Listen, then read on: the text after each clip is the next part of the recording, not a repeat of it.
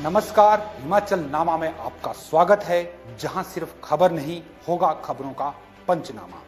तो आइए आज की शुरुआत करते हैं 7 महीनों बाद शुरू हुए जनमंच कार्यक्रमों से। जयराम सरकार के इस महत्वाकांक्षी कार्यक्रम के तहत आज प्रदेश के विभिन्न जिलों में जनमंच कार्यक्रम करवाए गए, जहां मंत्रियों और प्रशासनिक व विभागीय अधिकारियों की मौजूदगी में आम जनता ने अपनी समस्याएं रखी। आपको बता दें कि मुख्यमंत्री जयराम ठाकुर ने सत्ता संभालने के बाद सीधे जनता से संवाद करने सहित उनकी समस्याओं को घर द्वार पर ही दूर करने और लोगों के विभिन्न सरकारी कार्यालयों के कार्यों को फौरन निपटाने के लिए जनमंच कार्यक्रम शुरू किए थे। मार्च के दौरान जब प्रदेश में कोरोना की दस्तक हुई और लॉकडाउन लगा तो यह जनमंच कार्यक्रम भी बंद हो गए थे, जिसे अब फिर से शुरू किया गया है। दूसरी तरफ विपक्षी दल कांग्रेस शुरू से इन जनमंचों का विरोध करती आई है कि जयराम सरकार सरकारी पैसों पर अपनी पार्टी के कार्यक्रम करवा रहे हैं। कांग्रेस का यह भी आरोप था कि इन जनमंचों के चलते अधिकारी अब दफ्तरों में काम नहीं करते और अपनी उपलब्धियां दिखाने के लिए रूटीन के कार्यों को भी जनमंच के लिए रखा जाता है, ताकि बताया जा सके कि जनमंच में इतने लोगों के इतने कार्य किए गए। खैर, हमारा आज का दूसरा विश्लेषण है, ज्वालामुखी की गुटबाजी से सरकार परेशान, सीएम पहुंचे दिल्ली दरबार और प्रदेश सरकार पर कांग्रेस की ओर से वार पर वार। प्रदेश के सबसे बड़े जिला कांगड़ा में ज्वालामुखी विधानसभा क्षेत्र की गुटबाजी से जहां एक और सरकार परेशान है, वहीं भाजपा के संगठन में भी इससे बखेड़ा खड़ा हो गया है। पिछले दिनों ही भाजपा अध्यक्ष ने कुछ बयानबाजी को लेकर ज्वालामुखी के पार्टी पदाधिकारियों को बाहर का रास्ता दिखा दिया, जिससे यहां के नेता रमेश धवाला के असंतोष की ज्वाला एक बार फिर से धधक गई है। बताया जाता है कि पदमुक्त किए गए सभी नेता रमेश धवाला के समर्थक हैं, जिनका संगठन महामंत्री पवन राणा से 36 का आंकड़ा चल रहा है।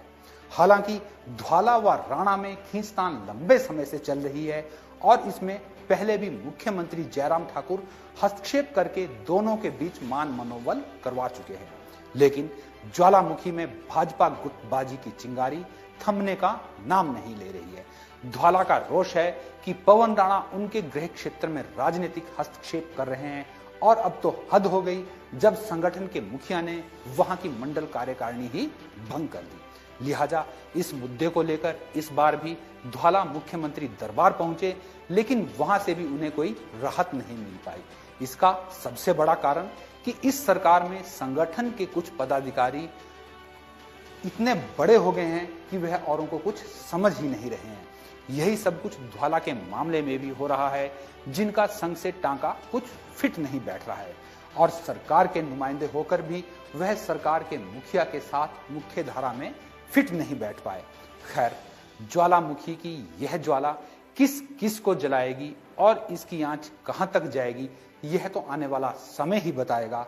लेकिन इतना तय जरूर है कि जिस तरह के तेवर रमेश धवाला के रहे हैं, उससे सरकार व संगठन में जरूर कुछ ना कुछ उथल पुथल होकर रहेगी।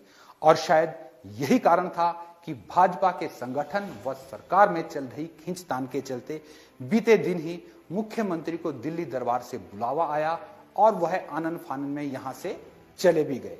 सीएम जयराम ठाकुर ने वहां पर विशेष तौर से राष्ट्रीय अध्यक्ष जेपी नड्डा से मुलाकात की है और बताया जाता है कि आज वह रक्षा मंत्री राजनाथ सिंह से भी मुलाकात करने वाले हैं। साथ ही यह अटकलें भी लगाई जा रही है कि मुख्यमंत्री का यह दौरा शायद आगामी समय में हिमाचल प्रदेश में मंत्रिमंडल में फेरबदल की ओर भी इशारा करेगा। खैर, इस मुलाकात का असल निचोड़ तो किसी को पता नहीं, लेकिन बताया जाता है कि नड्डा साहब ने सीएम साहब से प्रदेश की राजनीतिक उथल पुथल को लेकर चर्चा की है और काफी कुछ उन्हें सुननी भी पड़ी। इसका खुलासा आने वाले समय में अपने आप हो जाएगा। जिस तरह के तेवर मुख्यमंत्री जयराम ठाकुर यहां आकर अपनाते हैं कि सरकार के नुमाइंदों को टाइट किया जाएगा या कि संगठन पर नुकेल कसी जाती है, यह तो अब आने वाला समय ही बताएगा। इसके अलावा बीते दिन ही देहरा में भी कुछ ऐसी ही सरकार द्वारा संगठन की अनदेखी हुई है। जहां एक ही दिन दो दो मंत्री विभिन्न कार्यक्रमों में थे, लेकिन इसमें देहरा पार्टी जिला व मंडल को ही अधिमान नहीं मिला। बताया गया कि अपनी ही सरकार के मंत्रियों के आने की स्थानीय पदाधिकारियों को कोई सूचना नहीं थी, जिसके चलते यह लोग स्वयं को उपेक्षित सा महसूस करते रहे। खैर, दूसरी तरफ प्रदेश सरकार की मुश्किल यही नहीं थम रही। विपक्षी दल कांग्रेस भी सरकार को घेरने का कोई मौका नहीं चूक रहा है। अब विपक्ष को नया मुद्दा मिल गया है कि सरकार ने सार्वजनिक वितरण प्रणाली के तहत एपीएल राशन कार्ड धारकों को मिलने वाली प्रत्येक वस्तुओं के दाम बढ़ा दिए हैं। इसके अलावा पिछले ही दिनों शिक्षा मंत्री के लिए नई गाड़ी खरीदी गई और यह मुद्दा भी कांग्रेस के हाथ लग गया है और वो इसे भुनाना चाहती है। इसे लेकर कांग्रेस अध्यक्ष कुलदीप सिंह राठौर विभिन्न जिलों में जाकर रोष रैलियां निकालकर कांग्रेस को लामबंद करने का प्रयास कर रहे हैं, जबकि नेता विपक्ष मुकेश अग्निहोत्री भी अपने स्तर पर सरकार की पूरी घेरेबंदी करने में लगे हुए हैं। यही नहीं, राठौर ने तो पिछले दिनों ही कुल्लू तक में जाकर सरकार के खिलाफ मोर्चा खोला कि अटल टनल रोहतांग के शिलान्यास की पट्टिका गायब कर दी गई है, जिसकी आधारशिला सोनिया गांधी ने रखी थी। अब पिछले महीने ही जब अटल टनल रोहतांग का उद्घाटन प्रधानमंत्री नरेंद्र मोदी ने किया, तो वहां से पहले की शिलान्यास पट्टिका गायब थी। इसे लेकर प्रदेश कांग्रेस ने सरकार को चेतावनी दी थी कि यदि शिलान्यास पट्टिका को वापस नहीं लगाया गया तो कांग्रेस न केवल आंदोलन खड़ा करेगी बल्कि इस मामले में एफआईआर भी दर्ज करवाई जाएगी। लिहाजा कांग्रेस के इन विरोधों का परिणाम क्या निकलेगा यह तो आने वाला समय ही बताएगा, लेकिन इससे सरकार को कोई फर्क पड़े या ना पड़े, पर कांग्रेस में उथल पुथल जरूर है। कारण कि बीते दिनों ही जब मंडी में कांग्रेस अध्यक्ष की रोष रैली थी, तो वहां से पूर्व मंत्री रहे कौल सिंह ठाकुर और पूर्व प्रदेशाध्यक्ष सुखविंदर सुक्खू के समर्थकों ने किनारा किए रखा, जिसका आने वाले समय में विदिन पार्टी दूरगामी परिणाम निकलेगा। उधर कांग्रेस में भी सब कुछ ठीक नहीं चल रहा है। जहां एक और प्रदेशाध्यक्ष राठौर के खिलाफ गुटबंदी हो रही है, वहीं अध्यक्ष के समर्थन में रहे पूर्व मुख्यमंत्री वीरभद्र सिंह भी अपने स्तर पर फिर से एक्टिव हो गए हैं। उन्होंने बीते दिन ही सरकार के खिलाफ कड़े तेवर अपनाते हुए बयान जारी करते हुए अपने इरादे जाहिर करते हुए साफ संकेत दिए कि यदि सरकार ने पूर्व कांग्रेस सरकार के कार्यों को सिरे नहीं चढ़ाया तो इसका नतीजा ठीक नहीं होगा। यही नहीं, वीरभद्र सिंह सोलन जिला में अपने निर्वाचन क्षेत्र अर्की के दौरे पर भी निकल रहे हैं और उनका यह सक्रियता का लाभ निश्चित ही कांग्रेस को मिलेगा। अब बात करते हैं नगर निगम की, जिसे लेकर सोलन में ग्रामीणों का विरोध थमने का नाम नहीं ले रहा है और पालमपुर में भी इसमें शामिल किए गए पंचायतों के लोग अपनी आपत्तियां दर्ज करवा रहे हैं, जबकि मंडी में सरकार को कोई मुश्किल नहीं है। प्रदेश के तीनों नगर निगमों के लिए सरकार ने कमिश्नर तक नियुक्त कर दिए हैं। हालांकि अभी सोलन, मंडी व पालमपुर तीनों ही जगह कमिश्नर की जिम्मेदारी अतिरिक्त कार्यभार के तौर पर दी गई है, लेकिन जल्द ही सभी जगह स्थायी कमिश्नर नियुक्त कर लिए जाएंगे। अब हम आपको बताते हैं कि सोलन में डॉक्टर यशवंत सिंह परमार बागवानी एवं वानिकी विश्वविद्यालय के रजिस्ट्रार प्रशांत सरकैक, मंडी में क्लस्टर यूनिवर्सिटी के रजिस्ट्रार राजीव कुमार और पालमपुर में भी कृषि विश्वविद्यालय के रजिस्ट्रार पंकज शर्मा को नगर निगम के कमिश्नर का अतिरिक्त कार्यभार सौंपा गया है। बात यदि सोलन की करें तो यहाँ पर नगर निगम में आसपास की 8 पंचायतों के कुछ क्षेत्र शामिल किए गए हैं, जिन्हें इस पर कड़ी आपत्ति है। अपना विरोध जाहिर करने के लिए उन्होंने पहले ही आपत्तियां दर्ज करवाई है, लेकिन बात नहीं बनी।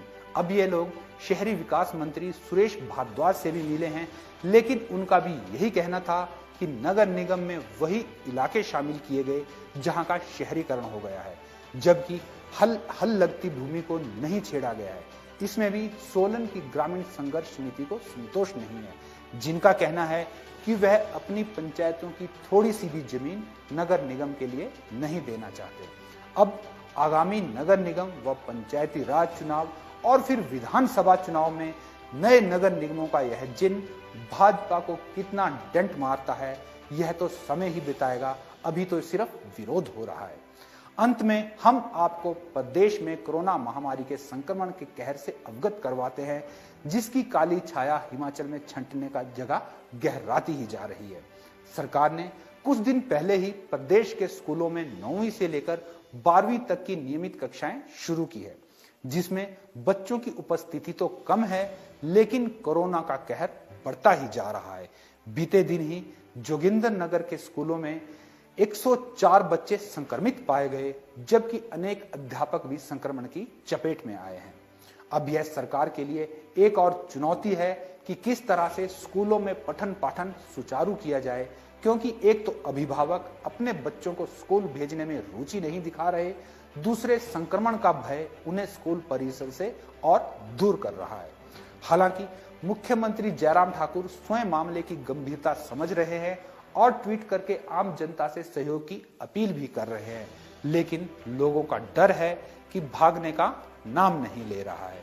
लिहाजा आज दोपहर तक प्रदेश में कोरोना के कुल मामलों की संख्या 24,917 तक पहुंच गई है, जबकि मौजूदा समय भी हिमाचल प्रदेश के विभिन्न क्षेत्रों में 4,167 एक्टिव केस है और 365 लोगों की संक्रमण से जान भी जा चुकी है। इसके बावजूद राहत की बात है कि हिमाचल में कोरोना वायरस से रिकवरी का आंकड़ा 20,361 हो गया है, जो संक्रमण से जंग जीतकर और ठीक होकर अपने घर जा चुके हैं। लिहाजा अब हम आपसे इजाजत चाहेंगे और अगले सप्ताह फिर मिलेंगे 7 दिन की खबरों के पंचनामे के साथ हिमाचल नामा में। लेकिन अगली बार हम रविवार की जगह सोमवार शाम को आपसे रूबरू होंगे। तब तक हमें इजाजत दें। इस एपिसोड के प्रोडक्शन में सहयोगी शुभम शर्मा के साथ मैं रविंदर पंवर आपसे इजाजत चाहता हूं। जय हिंद, जय हिमाचल।